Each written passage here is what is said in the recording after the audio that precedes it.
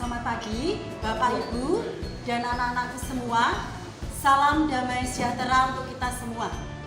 Perkenalkan, saya Bu Ani, guru kelas dari SD Negeri Banget Kulon.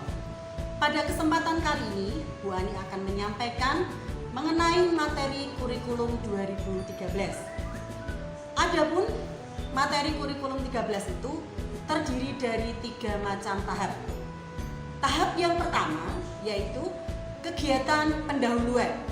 Dalam kegiatan pendahuluan, guru mempunyai tugas untuk dapat mengkondisikan suasana belajar yang menyenangkan, juga mendiskusikan kompetensi yang sudah dipelajari dan dikembangkan sebelumnya berkaitan dengan kompetensi yang akan dipelajari dan dikembangkan.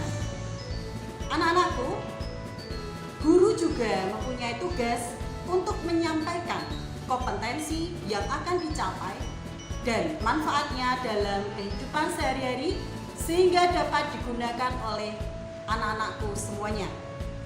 Selain itu, guru juga mempunyai tugas untuk menyampaikan garis besar dan cakupan materi dalam kegiatan yang akan dilakukan, sehingga diharapkan supaya anak-anak setelah belajar dapat mengetahui apa yang menjadi tujuan dan cakupan materi pembelajaran.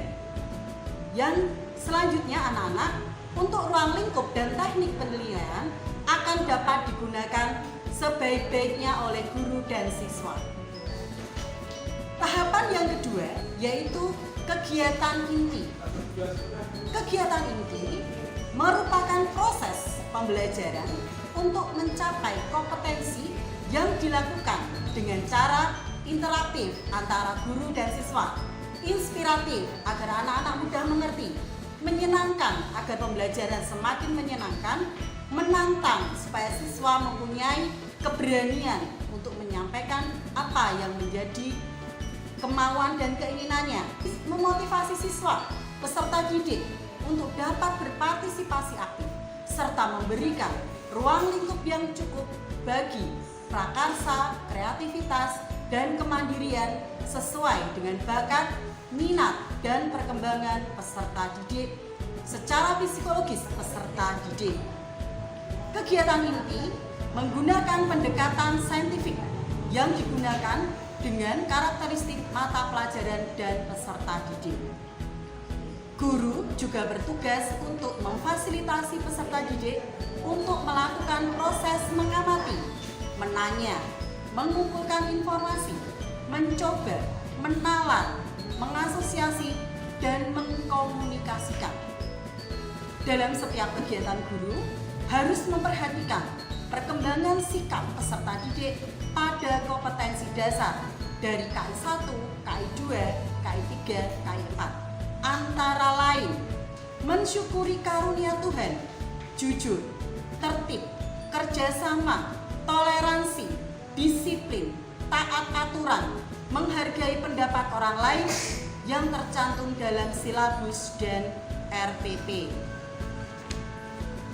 Tahapan yang ketiga adalah kegiatan penutup.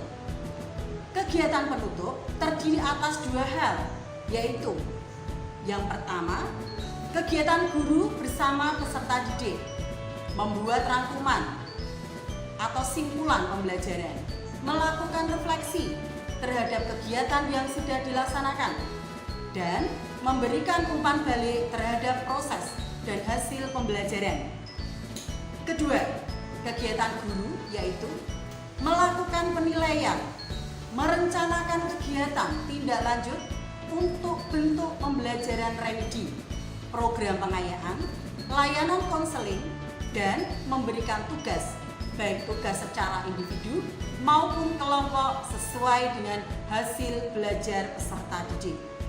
Menyampaikan rencana pembelajaran pada pertemuan berikutnya. Dalam pelaksanaan kurikulum 2013 juga memerlukan daya dukung. Daya dukung adalah proses pembelajaran yang berupa ketersediaan sarana dan prasarana pembelajaran. Sarana yang meliputi perabot, peralatan pendidikan, media pendidikan, buku, dan sumber belajar lainnya, bahan habis pakai, serta perlengkapan lain yang diperlukan untuk menunjang proses pembelajaran yang teratur dan berkelanjutan. Prasarana. Prasarana di sini yang dimaksud adalah meliputi lahan, ruang kelas, ruang pimpinan, ruang pendidik, ruang tata usaha, ruang perpustakaan, ruang laboratorium, ruang bengkel kerja, ruang unit produksi, ruang kantin, instalasi daya dan jasa, tempat berolahraga, tempat ibadah, tempat bermain, tempat berrekreasi, dan ruang tempat yang lain. Selanjutnya, yang diperhatikan dalam kurikulum 2013 ini adalah mengenai tentang aspek penilaian. Aspek penilaian ini meliputi 3 hal. Yang pertama adalah aspek pengetahuan. Aspek pengetahuan merupakan aspek yang ada di dalam materi pembelajaran untuk menambah wawasan siswa di suatu bidang. Di dalam struktur kurikulum ini, jenjang SD memiliki pengetahuan sebanyak 20% dan 80% adalah aspek karakter. Pada kurikulum 2013 ini memang diintegrasikan dengan pendidikan karakter yang sebelumnya telah dicanangkan pemerintah sebelum terbentuknya kurikulum ini. Aspek yang kedua adalah aspek keterampilan. Aspek keterampilan bertujuan untuk meningkatkan keterampilan siswa dalam membuat, melaksanakan, mengerjakan suatu soal atau proyek sehingga siswa dapat terlatih bersifat ilmiah, berkarakter yang menunjuk pada aspek keterampilan. Aspek keterampilan dapat berupa keterampilan pengerjaan soal, keterampilan pengerjaan, dan pelaksanaan proyek, keterampilan membuat teks, dan keterampilan dalam menjawab soal lisan.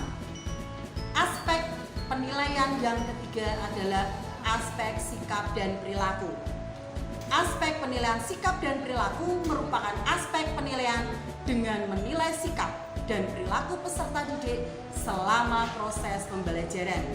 Aspek penilaian ini dinilai oleh guru dalam jurnal harian, teman sejawat dalam sebuah lembaran nilai, dan diambil oleh masing-masing siswa. Demikian anak-anakku yang bisa Bu Ani sampaikan mengenai materi kurikulum 2013 ini. Semoga anak-anak memahami dan dapat belajar dengan lebih baik lagi. Sampai jumpa, tetap semangat, belajar dari rumah.